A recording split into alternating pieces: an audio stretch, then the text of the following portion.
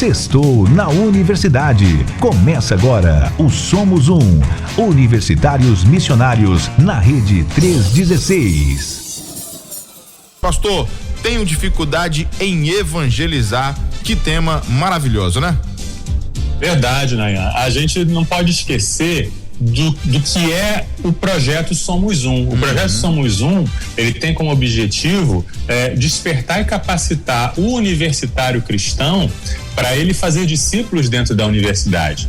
Então, a gente não pode perder isso de vista. Tudo que a gente conversa aqui no nosso programa, questões sobre política, sobre gênero, machismo, feminismo, questões de ciência, toda essa questão que a gente aborda, tudo isso converge, né? Tudo isso aponta para quê? Para que eu, na minha universidade, eu dê um testemunho de Jesus. Exato. Eu fale de Jesus com propriedade, com sabedoria, de um jeito que as pessoas de lá consigam entender. Se a gente perde isso de foco, se a gente não entende para que estamos fazendo isso, fica apenas sendo um acúmulo de conhecimento. Eu acumulo conhecimento, que coisa interessante, que conversa legal, mas isso não tem muita serventia, porque fica guardado só comigo e eu não utilizo na missão da evangelização, né? Por isso esse tema aí é muito importante mesmo. Exato. Foi muito bom o senhor falar isso aí, porque às vezes o pessoal que tá de casa e pega assim o bonde andando, né? Acompanhando aqui esse quadro, acha que a galera leva lá pastor Marcelo leva lá uns temas polêmicos e tal, aquela coisa toda. Mas na verdade o objetivo final, né? O principal objetivo é justamente isso, é a gente ter como dialogar com as pessoas para numa oportunidade estar evangelizando, né? Mostrando Jesus para essas pessoas. Esses assuntos aí são pontes, né? Vamos dizer assim. Isso. Bom, pastor, então me fala aqui, né? Só pra gente começar, o que faz com que alguns cristãos tenham essa dificuldade em evangelizar, por exemplo? Isso, Nayan, muita gente tem dificuldade em evangelizar. Muitos cristãos ficam com essa dificuldade, têm alguma dificuldade e se sentem muito culpados com isso. Tem muita gente que fica se martirizando porque tem essa dificuldade, fica se sentindo um cristão de segunda classe, um cristão de segunda categoria, né? Às vezes até ficam pensando, será que eu sou cristão mesmo? Porque eu sou cristão, eu tenho que evangelizar, mas eu tenho dificuldade, e fica se questionando e se martirizando. Nós não queremos hoje trabalhar com a questão de culpa. A gente não está aqui para apontar o dedo, para fazer a pessoa se sentir o pior dos pecadores. Nós estamos querendo justamente ajudar a pessoa nessa dificuldade. Né? Eu mesmo, né, tenho dificuldade em evangelizar. Né? Pode até botar a manchete, né? Amanhã sair nas redes sociais, né? Polêmica, missionário de missões nacionais tem dificuldade em evangelizar. Né?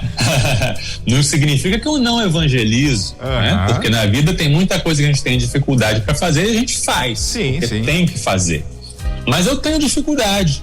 Que dificuldades são essas? Que dificuldades que esses cristãos, que são cristãos mesmo, eles têm na evangelização? Alguns têm a questão da personalidade. Algumas pessoas têm a personalidade introvertida e eles imaginam que evangelizar significa subir num púlpito, que evangelizar significa falar em público para muitas pessoas e que seja só isso, e que acham que evangelizar significa abordar estranhos na rua para levar o evangelho para eles, e que é só isso.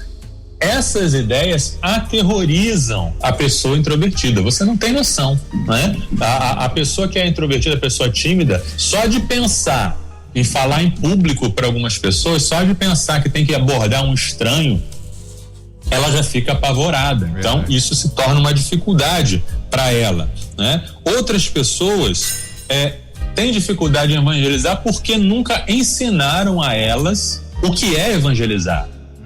E como se faz? Eu lembro quando eu era criança, adolescente, eu ficava ouvindo as pregações dos púlpitos, aquelas pregações muito severas, dizendo assim: você tem que evangelizar, porque Deus vai cobrar de sua mão. Quando Jesus voltar, ele vai perguntar o que você tem nas mãos, as suas mãos estão vazias. E eu ficava aterrorizado com isso, eu ficava culpado porque eu não sabia evangelizar os meus coleguinhas na escola.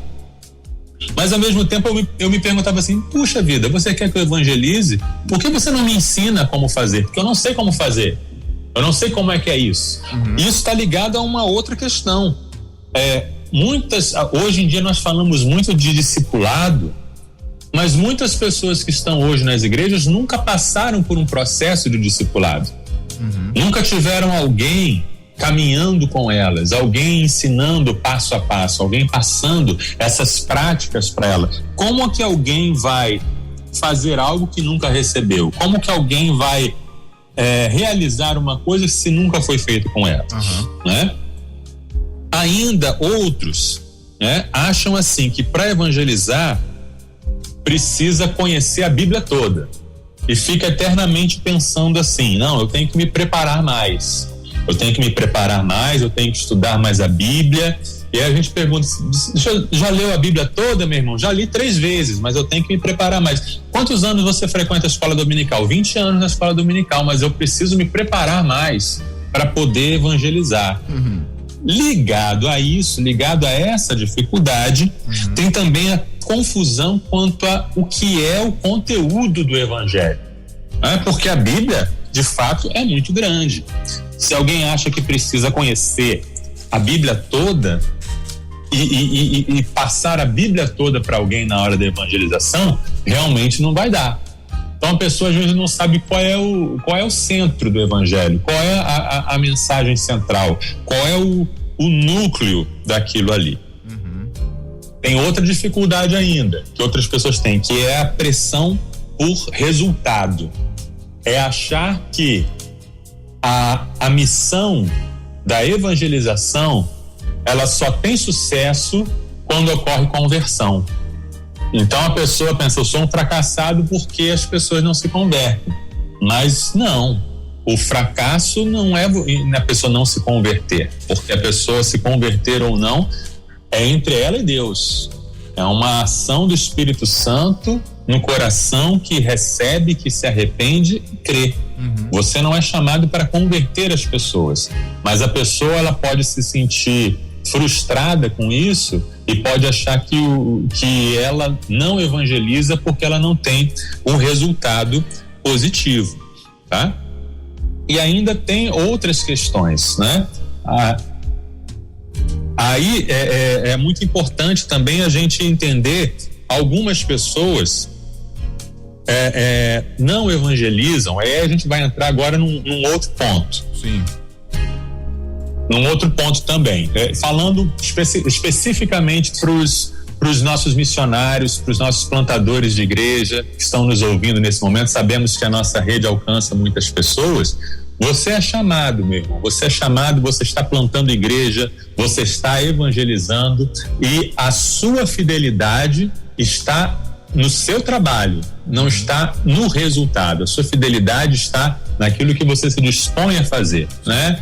Tenha essa consciência de que você está cumprindo o seu chamado, você está proclamando, você está levando o evangelho, e o resultado, né, da colheita é entre Deus e a pessoa, né?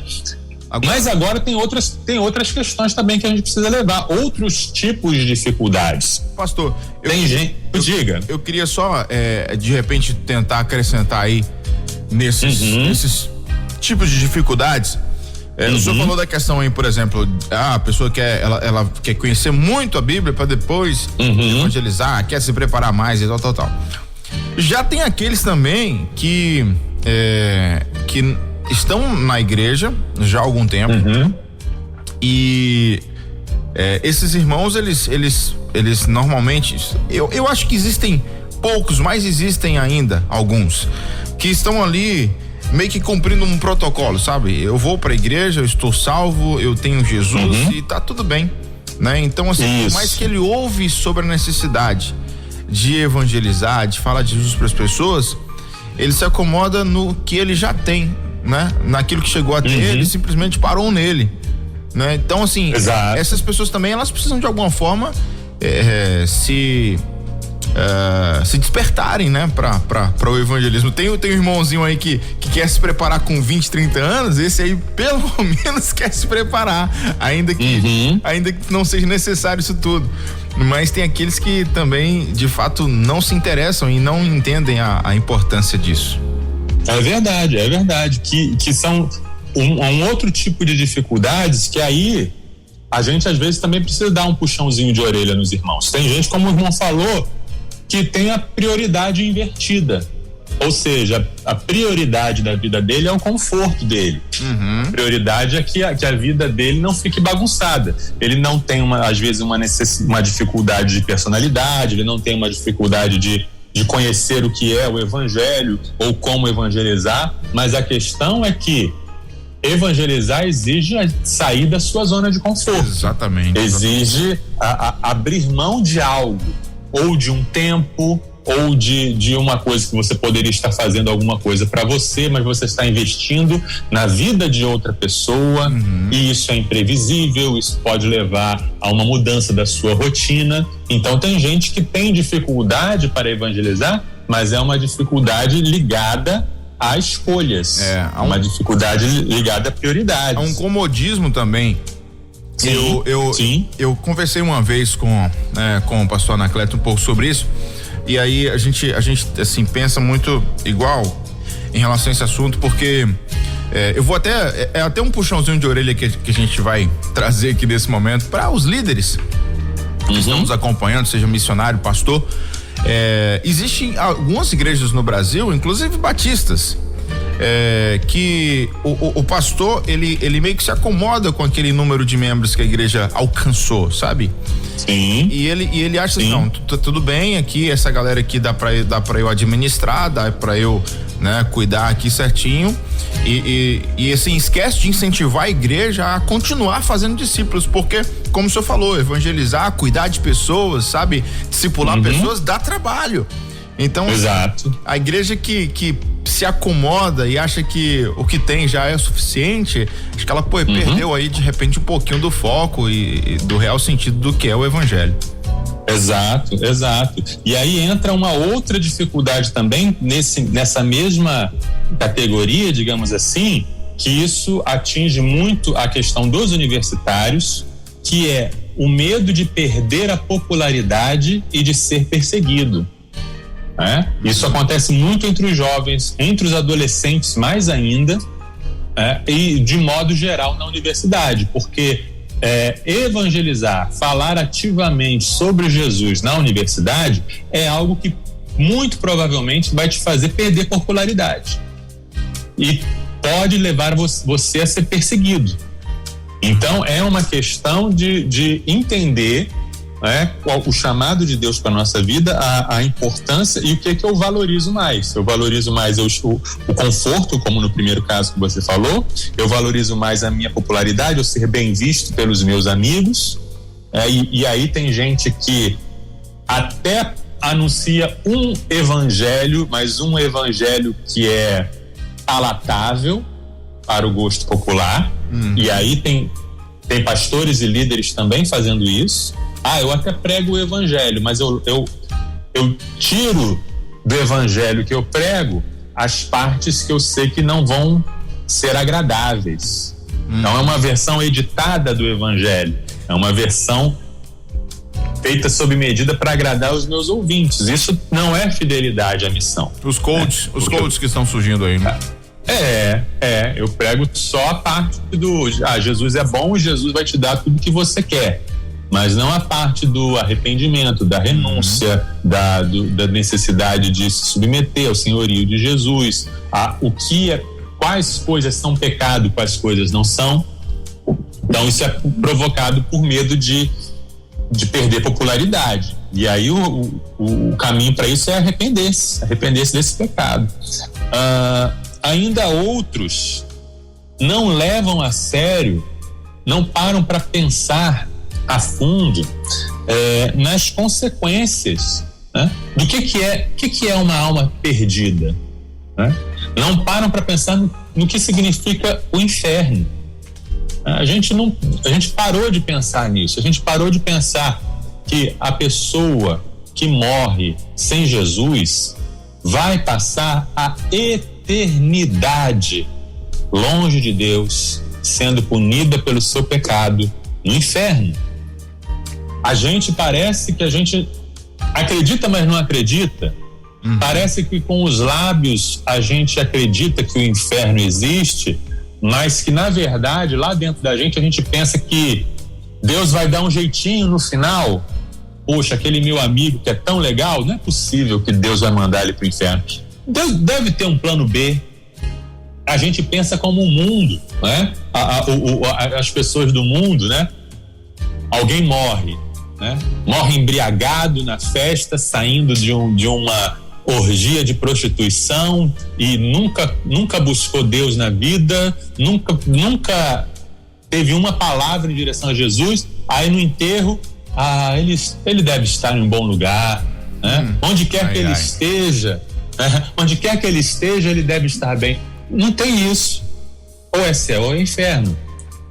E o céu e inferno são eternos. Sim. E a gente às vezes não para pensar nisso, na gravidade que é e na importância que é, e de que não há plano B, né? Só Jesus é o caminho, só Jesus salva. Então não são boas obras, não é a caridade que a pessoa faz, não é o bom coração, a simpatia da pessoa, não é só Jesus. Isso é uma dificuldade. Se a pessoa não entende isso, ela realmente não vai levar a sério a missão da evangelização. É verdade. E finalmente, não entender que a grande comissão é uma ordem para todos. Muitas pessoas têm dificuldade de evangelizar porque não sabem que a grande comissão de Jesus é uma comissão para todos os cristãos. Eu acho que é aí que entra nossa segunda pergunta aqui, né? Porque, assim, as pessoas acham, muita gente acha que o fato de evangelizar, né? O ato, na verdade, de evangelizar, ele tá muito ligado ao missionário, né? Ao evangelista. Sim. Então, é importante a gente falar sobre isso, né? E a pergunta é o seguinte: evangelizar é um mandamento ou é um dom? Ela é separada para pessoas específicas ou todo mundo tem que fazer isso? Isso. Boa pergunta. As duas coisas. Evangelizar é um mandamento e é um dom. E eu vou ler aqui os textos bíblicos que falam sobre isso. São textos muito conhecidos que a gente sabe de cor, mas eu acho importante a gente ler da palavra para ter um peso maior e para a gente entender realmente o grau de ordem, de mandamento que temos. Marcos 16:15. Jesus lhes disse: vão ao mundo inteiro e anunciem as boas novas a todos.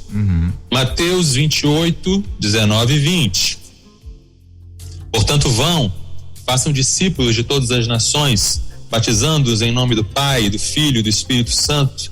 Ensinem esses novos discípulos a obedecerem a todas as ordens que eu lhes dei, e lembrem-se disto: estou sempre com vocês até o fim dos tempos.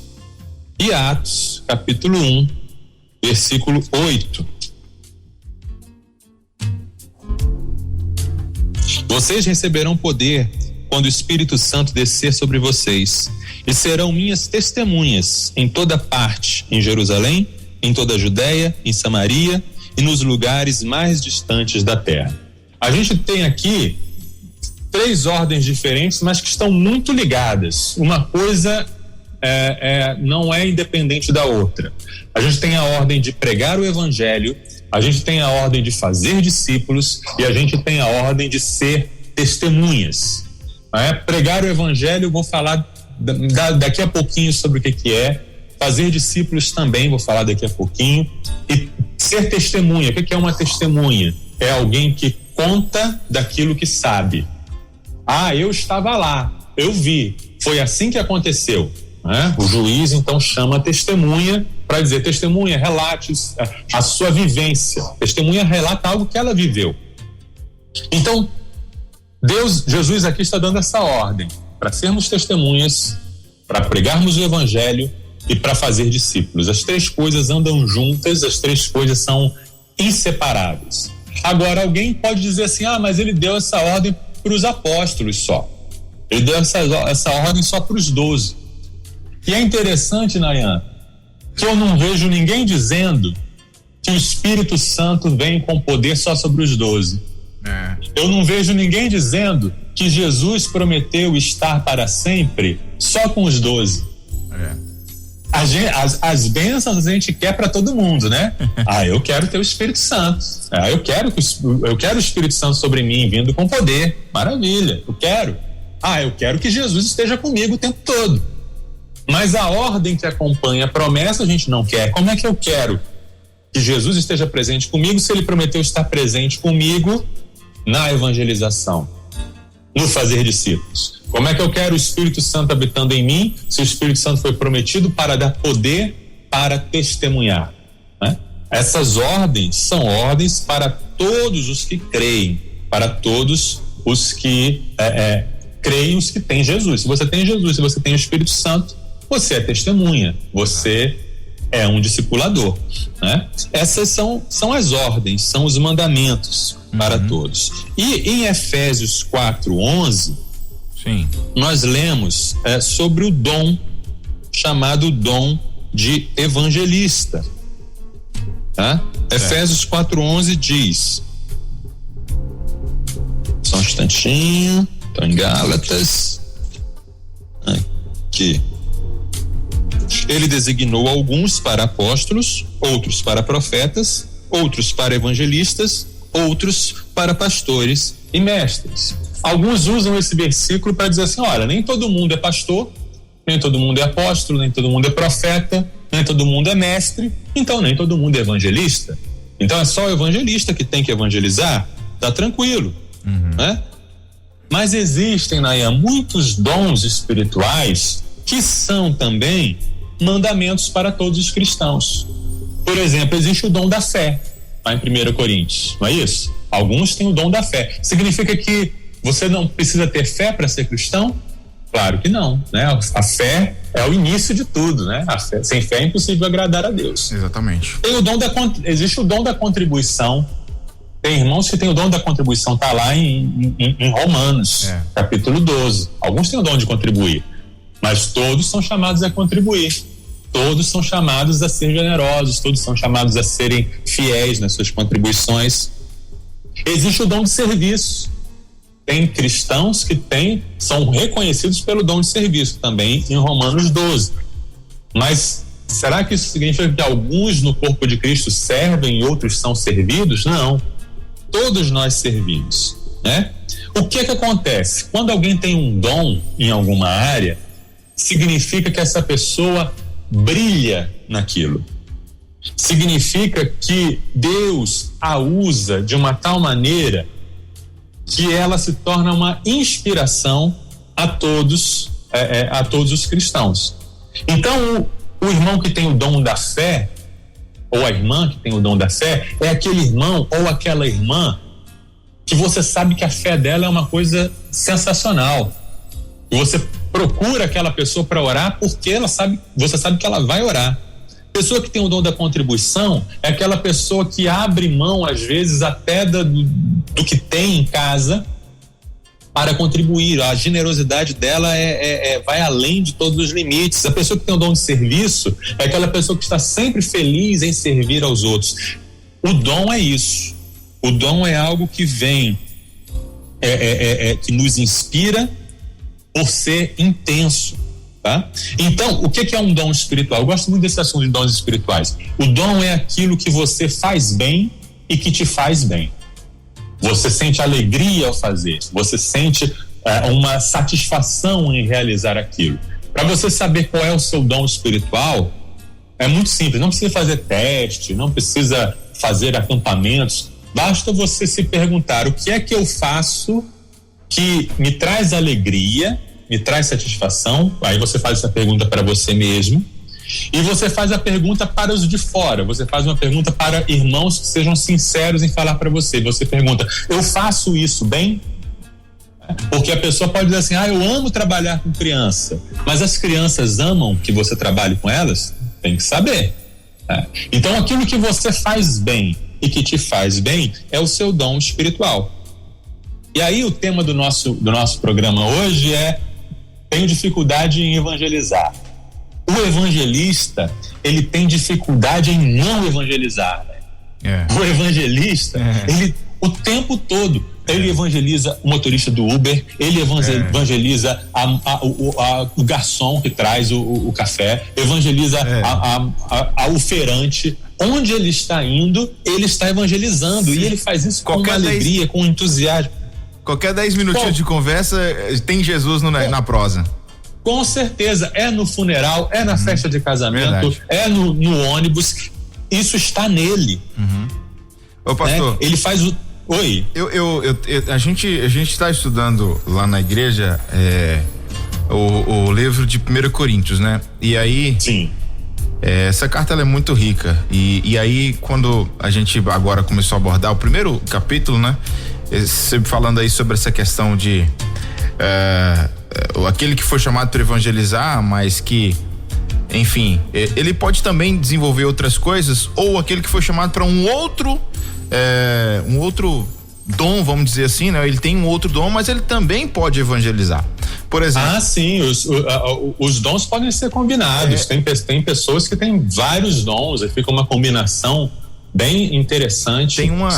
Tem uma base aqui no livro de 1 Coríntios, capítulo 1, a partir do versículo 14, que Paulo escreve assim, dou graças a Deus porque a nenhum de vós batizei, senão a Crispo e a Gaio, para que ninguém diga que fostes batizados em meu nome. E batizei também a família de Estéfanas. Além desses, não sei se batizei algum outro, porque Cristo me enviou não para batizar, mas para evangelizar, não em sabedoria de palavras, para que a cruz de Cristo não se faça vã. E aí vai falar sobre a palavra da cruz, a loucura, tal. E eu achei interessante isso aí, porque Paulo, mesmo que ele não foi chamado para batizar, ele teve que batizar em algum momento. Ele batizou. Teve que. Numa necessidade, ele teve que batizar as pessoas, ainda que ele fosse chamado somente para evangelizar. Eu achei muito interessante essa passagem aqui. Sim, é verdade. E Paulo mesmo, ele tinha vários dons. Ele era apóstolo, ou seja, ele era um dom de apóstolo, e ele era um grande mestre, e ele era um profeta, né? E ele tinha, vários dons. Paulo tinha. Mas, de fato, às vezes há situações em que você vai agir, não porque é o seu dom, mas porque é a sua missão como cristão. Então tem coisas que eu faço porque a minha missão como cristão está ali para eu fazer, né? Mas o dom do evangelista, ele inspira, né? Nós que não somos, nós que não temos esse dom.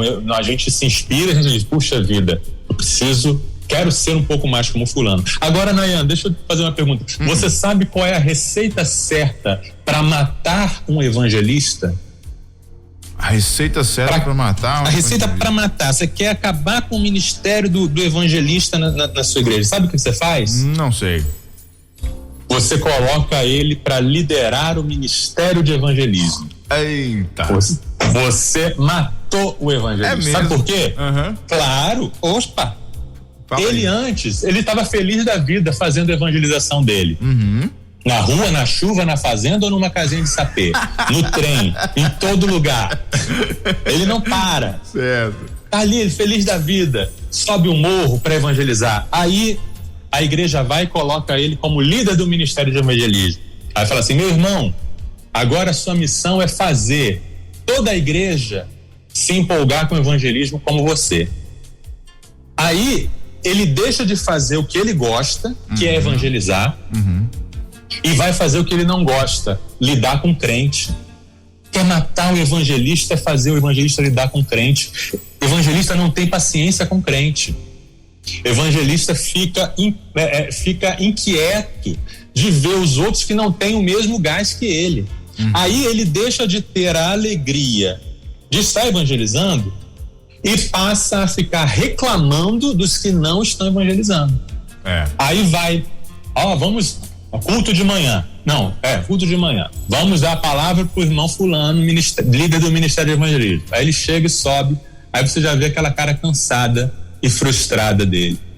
Aí ele diz: meus irmãos, isso não pode continuar. Domingo passado, nós marcamos o evangelismo pra gente subir o morro da favela tal. Só 3 irmãos vieram, uma igreja desse tamanho. Aí começa a malhar a igreja. Aí começa a falar que os irmãos não têm amor. Aí começa a falar que os irmãos vai tudo pro inferno, porque quem não evangeliza e não sei o quê. Aí ele se torna um chato. Aí a igreja passa a vê-lo como um chato. E a igreja, aí no domingo, aí ele fala: hoje à tarde vamos ter evangelismo. Quem não estiver no evangelismo, eu não sei o quê. Aí tem alguns que vão, porque a culpa impulsiona um pouco. Né? Então, em vez de 3 que tinha no domingo passado, vai ter 7 hoje. Né? Mas esses 7 que vão, não vão mais, porque a culpa só leva até certo ponto. Então você tira a pessoa do lugar em que ela está feliz evangelizando e coloca em outro lugar para fazer uma coisa que ela não foi chamada para fazer.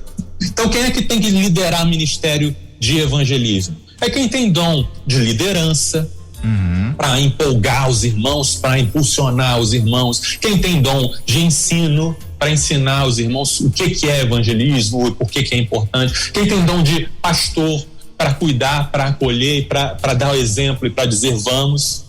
Mas o evangelista, ele tem que estar solto, voando sozinho aí, fazendo o trabalho dele. E quando ele está ali feliz, aí ele nos inspira. Aí a gente que não tem o dom olha para ele e diz: puxa vida, eu posso fazer um pouco mais como ele, eu posso me inspirar um pouco no exemplo dele. Uma analogia que eu usava muito antigamente, mas que hoje em dia não dá muito para usar, mas eu vou pedir perdão para os irmãos e para as irmãs para usar. Que essa é uma analogia de uma época em que só as mulheres cozinhavam. Tá? Hoje em dia está diferente, não tem problema ser diferente, né? Mas antigamente só a mulher cozinhava e só a mulher tinha a responsabilidade de cozinhar, de cuidar da casa, certo? Então vamos voltar no tempo e imaginar esse tempo. Toda mulher, toda dona de casa tem que cozinhar, certo? Mas nem toda dona de casa tem o dom de cozinhar. Nem toda dona de casa é como era minha mãe, por exemplo, que ela fazia as coisas, fazia os pratos e deixava todo mundo maravilhado, deixava todo mundo pensando: nossa, quem é que faz coisas como a tia Sirlene e é maravilhoso, tal. Essa é a diferença entre o cristão em geral e o cristão que é evangelista.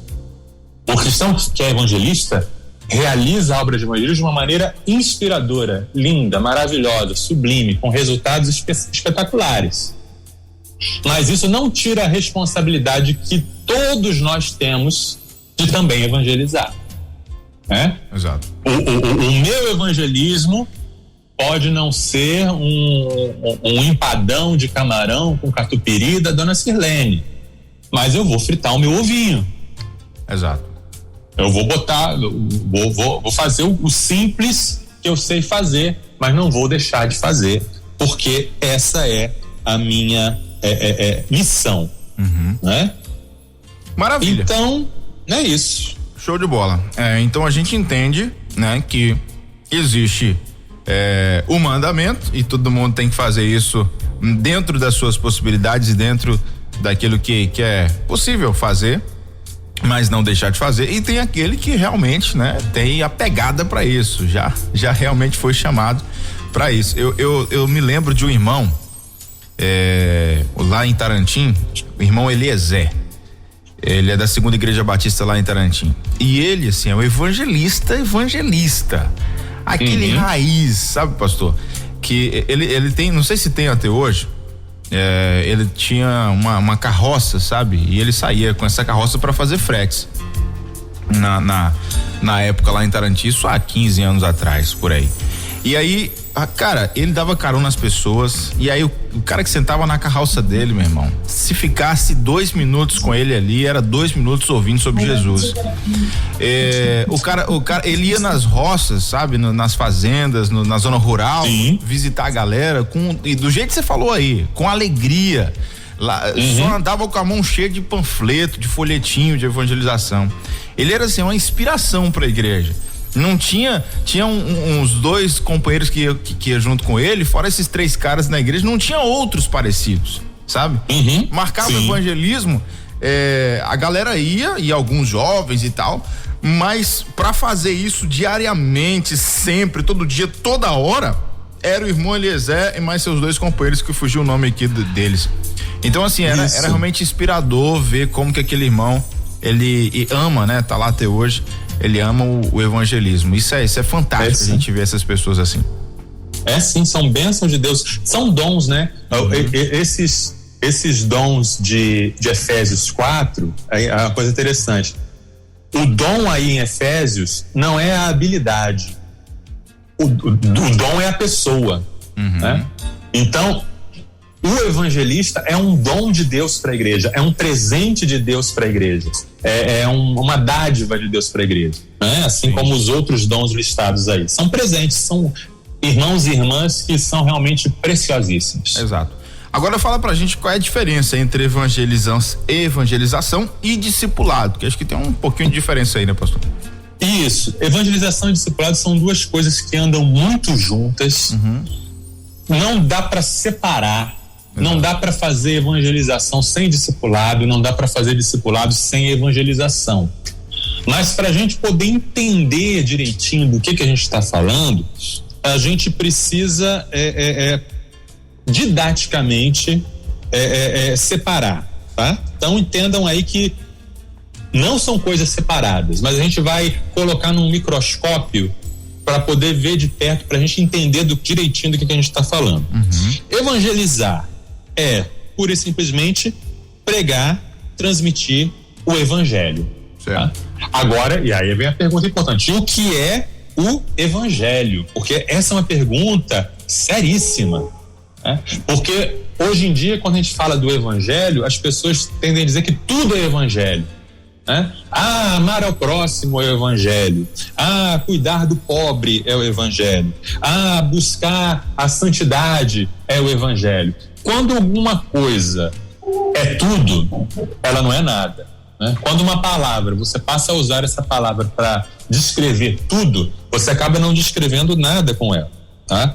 Então, não, essas coisas, amar o meu irmão, buscar a santidade, cuidar do pobre, são efeitos do evangelho, são coisas que o evangelho provoca, mas o evangelho não é isso. O evangelho, Nayan, a palavra, vocês sabem, boas novas, boa notícia. Sim. O evangelho é uma mensagem. O evangelho é um anúncio. O evangelho é uma notícia. Tá? Por isso, tem que usar palavras. Sim. Tem uma frase que circulou há muito tempo, virou moda algum tempo atrás, e vários cristãos estavam colocando nessas redes sociais, uma frase atribuída a Francisco de Assis, mas que não se sabe se realmente foi Francisco de Assis que disse, outros atribuem a Martim Lutero, etc. A frase: pregue o evangelho, se necessário, use palavras. Tá? A frase é bonita por quê? Porque nos faz pensar que a nossa vida também fala. A nossa vida precisa falar, e às vezes a nossa vida fala mais alto do que as nossas palavras.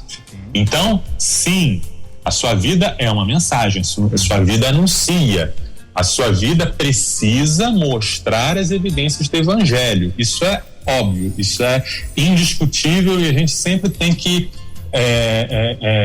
levar isso a sério, né? A nossa vida fala. Porém, como o evangelho é uma mensagem, se você prega apenas com a sua vida, a transmissão dessa verdade não acontece. Porque se você não fala por que a sua vida é diferente, a pessoa vai olhar de fora a sua vida e vai simplesmente pensar que você é uma boa pessoa, que você, com a sua força de vontade, mudou de vida, que você recebeu uma boa criação dos seus pais, que você tem um bom temperamento. Nossa, fulano de tal é tão joia, é tão simpático. A sua vida tá corroborando o evangelho, mas o evangelho não está sendo transmitido, tá entendendo? Sim, sim. Evangelho é uma mensagem, evangelho é um anúncio, evangelho são palavras. É preciso usar palavras, tá? E que palavras são essas? Qual é o resumo do evangelho? Eu vou dizer, não vou deixar no suspense não. Eu vou dizer, tá em 1 Coríntios, capítulo 15, versículo 3 e 4. Se você nunca ouviu, nunca soube qual é o resumo do evangelho, se você fica confuso de saber do que eu vou falar, como eu vou transmitir essa mensagem, tá aqui. 1 Coríntios 15, 3 e 4. Eu lhes transmiti o que era mais importante e o que também me foi transmitido. Cristo morreu por nossos pecados, como dizem as Escrituras. Ele foi sepultado e ressuscitou no terceiro dia, como dizem as Escrituras. Ponto. Isto é o Evangelho. É isso. Esses 2 versículos. Sim. Cristo. O Evangelho diz respeito a Cristo. É a pessoa, é dele que nós estamos falando. É a pessoa de Jesus. Ou seja, não é sobre mim, não é sobre as minhas necessidades, sobre os meus sonhos, sobre o que eu desejo. Não é nem sobre a pessoa com que eu estou evangelizando. É sobre Cristo. O que significa Cristo? Cristo é um ungido.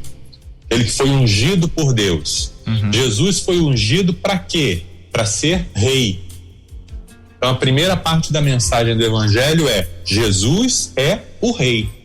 Jesus é o escolhido para governar. Jesus é aquele que veio, o rei prometido nas Escrituras, que veio para consertar tudo que tinha dado errado na criação. Jesus é o Cristo, Jesus é o rei. E de que maneira que Jesus consertou tudo? Morrendo. Cristo morreu na cruz por nossos pecados. Cristo morreu pelos nossos pecados. A mensagem do evangelho diz que o rei, o exaltado, o grandioso, o Filho de Deus, Deus encarnado, morreu de uma forma humilhante e terrível por minha causa, por causa do meu ouvinte, por causa da pessoa que está sendo evangelizada, por causa dos nossos pecados. Os nossos pecados levaram Cristo à cruz. O jeito de Deus lidar com o nosso pecado foi levando Jesus à cruz. Segunda parte do evangelho. Uhum. E a terceira parte: Jesus ressuscitou ao terceiro dia, segundo as Escrituras. Sem a ressurreição não haveria evangelho, porque a ressurreição nos mostra que Jesus venceu a morte, Jesus venceu o pecado, Jesus venceu Satanás. Jesus é o vitorioso, é o rei que se entregou, que se sacrificou, mas que venceu.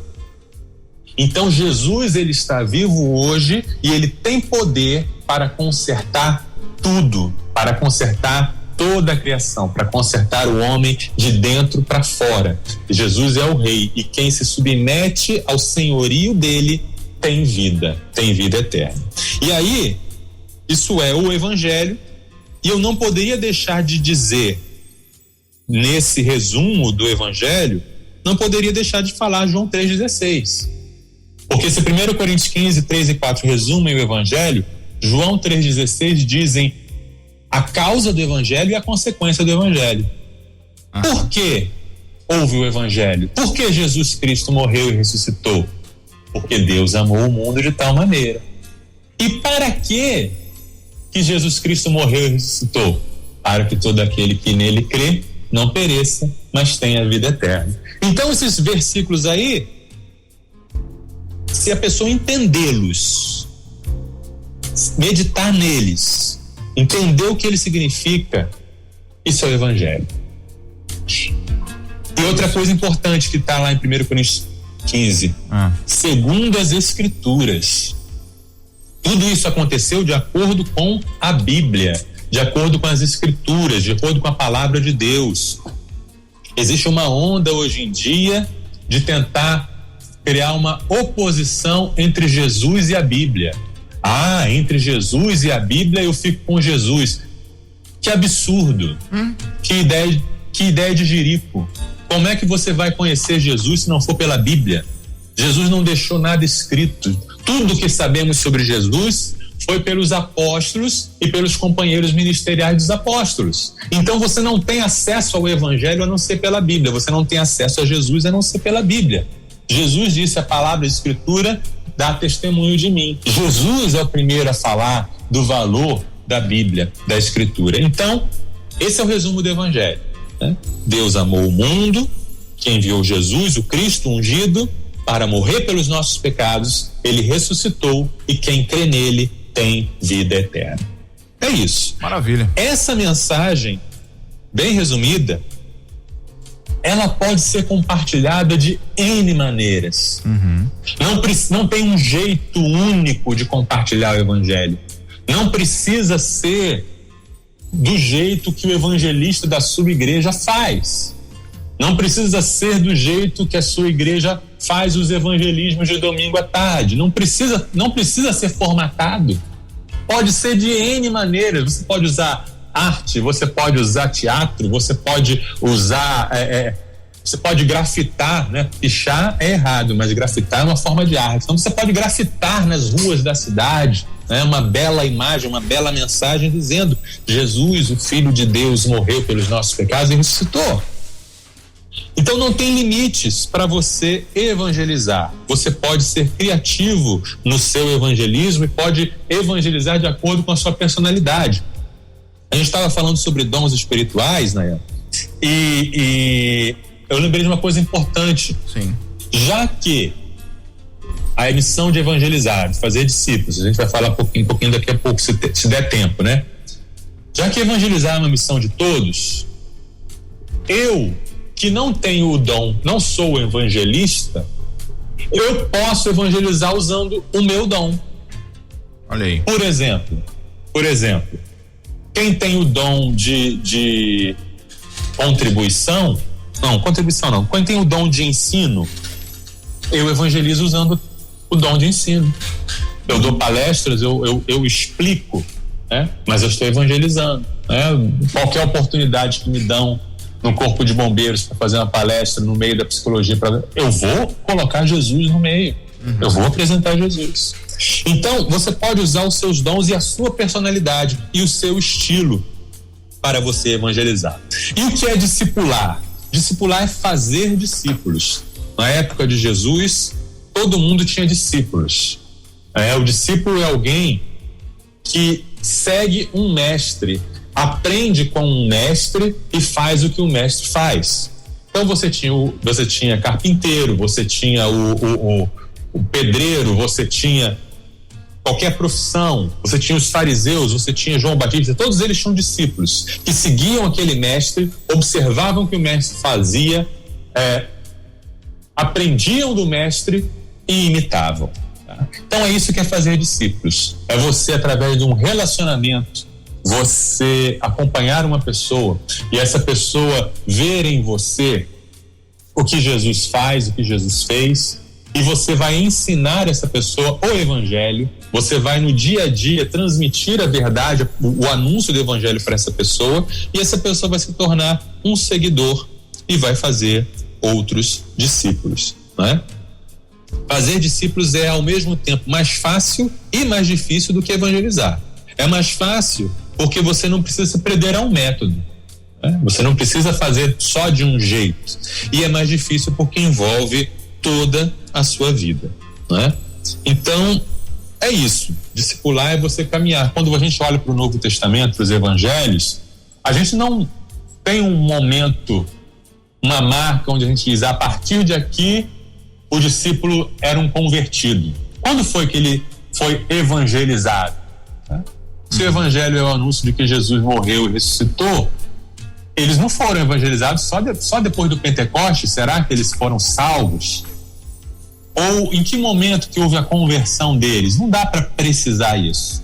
O que dá para ver é que Jesus caminhou com aqueles homens, ensinou-os, mostrou como vivia, mostrou como fazia, e em algum momento nessa caminhada eles entenderam o evangelho e puderam passar o evangelho para outras pessoas, né? Maravilha. Então, é isso. Na verdade, eu acho que voltando aí ao início desse tópico, né? Quando o senhor falou que não tem como as duas coisas andarem separadas, né? E é importante o nosso ouvinte, o nosso irmão que está aí nos acompanhando entender isso. Evangelização, discipulado não pode, não tem como você discipular uma pessoa sem mostrar Jesus para ela, sem evangelizar ela. Tem como você evangelizar e simplesmente, você foi lá, falou de Jesus e tchau, sumiu. E aí, depois, como é que aquela pessoa vai caminhar? Como é que aquela pessoa vai crescer, vai amadurecer, vai entender, né? Então, essas duas coisas têm que andar juntas e a gente não tem que abrir mão disso, não. Isso mesmo. Como é que a gente inicia, então, pastor Marcelo, um relacionamento discipulador? Quanto tempo eu tenho, Nayan? Vamos lá. Bom, a gente começou um pouquinho atrasado hoje, né? Então tá bom. Mais uns 10 minutinhos aí, tá tranquilo. Tá certo. Então a gente falou do discipulado, e a gente falou que o discipulado precisa ser feito através de um relacionamento. Então, como iniciar esse relacionamento? E aí a gente vai falar bem especificamente agora, principalmente para os cristãos que estão na universidade, né? Uma coisa importante, não tenha só relacionamentos discipuladores. Você precisa também ter relacionamentos com seus irmãos em Cristo. Você precisa ter amizade com seus irmãos em Cristo. Você precisa descobrir companheiros de armas, companheiros de batalha, porque se você só tiver relacionamentos discipuladores, primeiro vai ser uma coisa muito exaustiva, muito cansativa. Você vai estar nessa posição de ser o guru, digamos assim, de um monte de gente. Você não vai ter um lugar de descanso para você também ser ministrado, para você estar junto com pessoas que são seus companheiros. E se você só anda com um descrente, você vai ter um grande risco de ser influenciado para o mal. 1 Coríntios 15:33. As más companhias corrompem os bons costumes. A gente nunca deve subestimar a capacidade das pessoas nos influenciarem. Agora, se você tem uma boa rede de irmãos em Cristo, com a visão discipuladora, com a visão de que estamos juntos aí para ganhar essa universidade para Jesus, você consegue entrar e sair.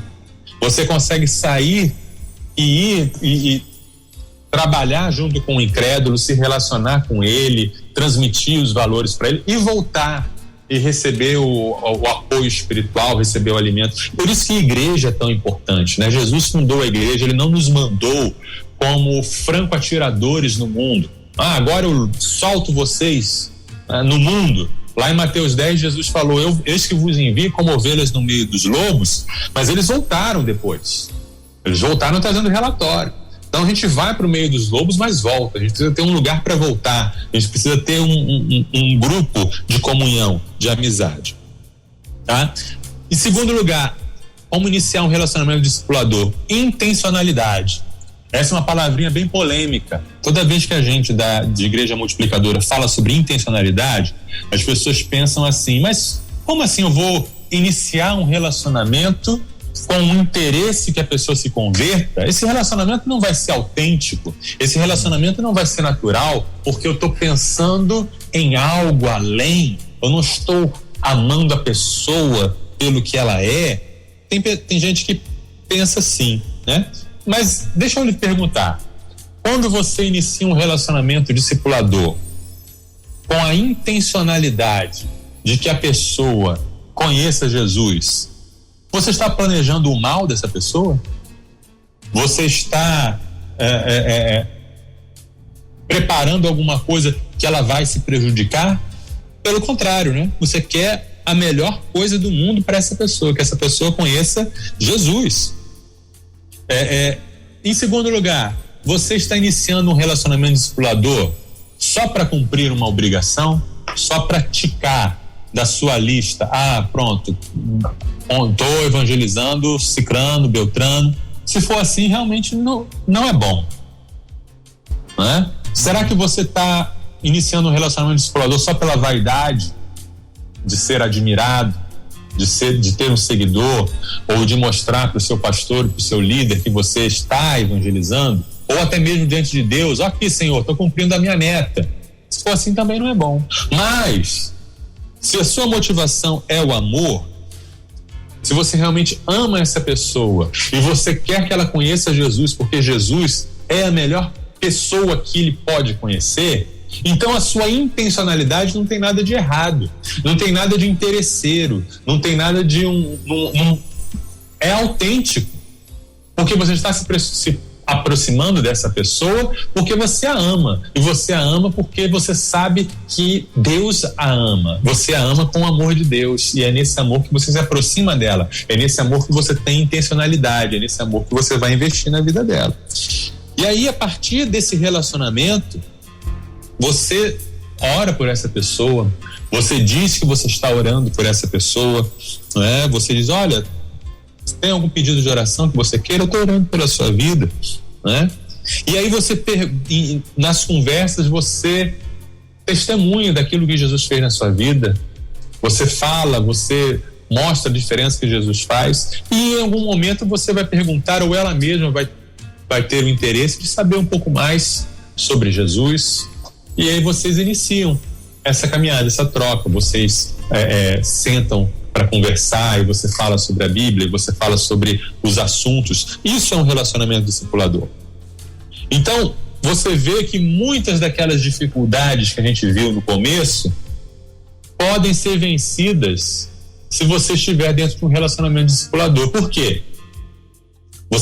Se você é tímido, introvertido, você não vai estar falando para multidões, você não vai estar pregando dentro do trem, você vai estar se relacionando com uma pessoa, né? E todo tímido tem pelo menos um amigo.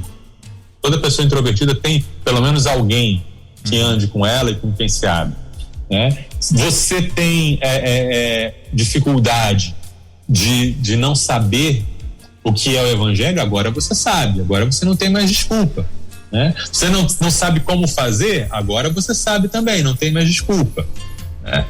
Você está agora, se o seu problema, se a sua dificuldade é comodismo, falta de prioridade, não entender o que é a grande comissão, você já entendeu também, né? Então se o seu problema é não querer deixar a pessoa interferir na sua vida, então você precisa se arrepender desse pecado, porque é impossível realmente você fazer discípulos sem a sua vida ser mudada de alguma forma, sem sua vida ser interferida por esse discípulo, né?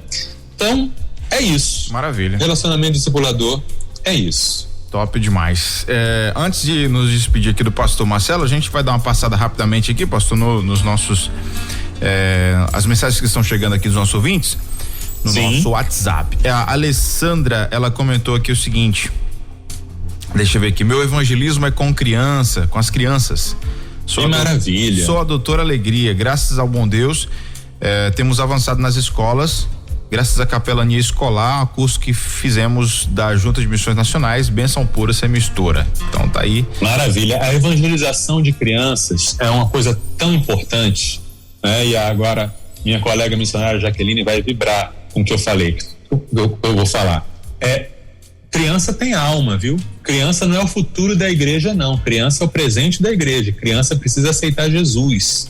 Então a gente precisa evangelizar e discipular as crianças. Verdade. E se você fizer uma pesquisa em uma igreja, perguntar quando foi que a pessoa aceitou Jesus, uma igreja de 100 membros, Nayana, eu chuto por baixo que pelo menos 70 conheceram Jesus quando crianças. Uhum. Então você vê que a maior obra de evangelização que existe é a evangelização de crianças. Exatamente. Então a gente tem que realmente investir muito nisso. É verdade. O pastor Francisco, lá da Igreja Batista Missionária em Éden, São João de Meriti, Rio de Janeiro, tá aqui mandando mensagem também. Grande irmão Nayan, pastor Marcelo, venha pregar aqui, vocês são bênçãos em nossas vidas. Aí ele colocou aqui, pastor Marcelo, venha nos visitar e traga essa palavra abençoadora sobre evangelismo, tô aqui aprendendo com você. Opa, é só marcar que a gente vai. Pronto, pastor Francisco, ele é muito gente boa, tá sempre nos acompanhando aí. A Anice Queiroz, eu gosto muito de trabalhar na igreja e trabalho com crianças, elas gostam muito de mim. Eu não sei evangelizar adulto, falo de Jesus para crianças. A Anice é lá do Rio Grande do Norte. Tá vendo aí? Fale para as crianças, fale de Jesus para as crianças, Nisso, que eles vão aceitar Jesus e vão ser discípulos de Jesus. Vai usando o seu dom aí. Maravilha. Pronto. Mandar abraço aqui também pra Miriam. Deixa eu ver o que a Miriam tá dizendo. Peraí. Ela é lá de São João de Meriti também, né? Miriam Rezende. Ela mandou aqui algumas perguntas. Deixa eu ver aqui. A primeira pergunta que ela colocou, que aquele que tem o dom evangelista é aquele que evangeliza com desenvoltura? E aí, sim, pastor? podemos dizer que sim. Pelo menos com mais desenvoltura do que os outros, os cristãos normais. Ele tem uma facilidade, né? O negócio desenrola, é fácil, é difícil para ele parar de evangelizar. Quando ele vê, ele já está evangelizando e é fácil e é natural. A característica de todo dom é isso. É uma coisa fácil e natural. É uma coisa que você faz sem nem pensar que está fazendo e não conseguiria não fazer. Não conseguiria fazer diferente. Ela já emenda outra pergunta aqui. Como descobrir se temos o dom de evangelista? E aí, pastor? É isso, se você evangelizar de maneira com essa desenvoltura, se você descobrir essa facilidade, esse prazer, essa satisfação, né? Aquilo que te dá o prazer e a satisfação, aquilo que é o seu dom, né? Então, coloque em prática, vai falando, vai aproveitando as oportunidades. Se você descobrir que é uma coisa que vem fácil para você e que te dá alegria e plenitude, continue fazendo, que é o seu dom. E se não for, continue evangelizando também, porque é a sua missão, a sua obrigação. Pronto, boa. O Ricardo acabou de mandar mensagem aqui, lá de São Paulo, capital, Igreja Batista de São Paulo. Ele diz o seguinte: hoje temos as redes sociais pro evangelismo. Como intensificar sem ser inconveniente? É uma boa pergunta. Ótima pergunta. Jesus falou assim, para não jogarmos as pérolas aos porcos. O que significa isso? Ter a sensibilidade de perceber quando a pessoa está aberta para a evangelização. As redes sociais, elas estão ali, né? Então ela é uma coisa que tem todo um estudo aí de marketing digital para saber qual é o momento em que a mensagem fica saturada. Aí tem aquela coisa, 2 vezes por dia, 5 vezes por dia, é muito, é pouco. É um estudo meio da ciência da comunicação. E sobre o evangelismo digital, criatividade é uma coisa muito importante, né? Essa mesma mensagem que não muda do evangelho, 1 Coríntios 15, 3 e 4, João 3,16, essa mesma mensagem, ela pode ser transmitida de tantas maneiras diferentes, e de fato a gente vem fazendo isso há 2000 anos, né? A gente vem transmitindo a mesma mensagem de inúmeras maneiras diferentes. E aí nas redes sociais também, desenho animado, vídeo, áudio, imagens, vai usando aí de maneiras diferentes e vai lançando a semente. A rede social é um grande lançamento de sementes para tudo que é lugar. Algumas vão florescer, outras não. Na vida pessoal, é importante discernir quando a pessoa ela está aberta para receber o evangelho e quando não. Porque às vezes você pode desvalorizar a mensagem tão preciosa do evangelho ao impor essa mensagem para quem não está querendo ouvir. Se a pessoa não está querendo ouvir, não insista. Uma hora ela vai se abrir para ouvir. Pronto. Pastorzão, mais uma vez, muito obrigado, né, por passar esse tempo precioso aqui com a gente, de muito aprendizado. Prazer foi meu.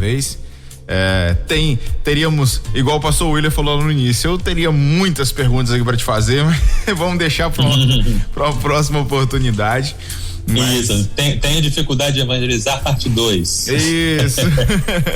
2.0. Mas a gente certamente vai ter oportunidade de falar sobre esse assunto outras vezes, a gente vai tirando as dúvidas aí, mas já foi um conteúdo muito edificante, abençoador. A gente mais uma vez aprendeu muito contigo aqui, pra glória de Deus. E semana que vem estamos aqui de novo, se Deus nos permitir, não é isso? Maravilha, semana que vem, véspera de Natal, vamos falar sobre celebrando o Natal em um mundo cético. Aí, celebrando o Natal em um mundo cético. Maravilha, pronto, tá marcado então. Pastor, um abraço, bom final de semana pra ti, que Deus continue te abençoando. Fale aí. Deus abençoe. Projeto, não esqueça de falar do projeto, não.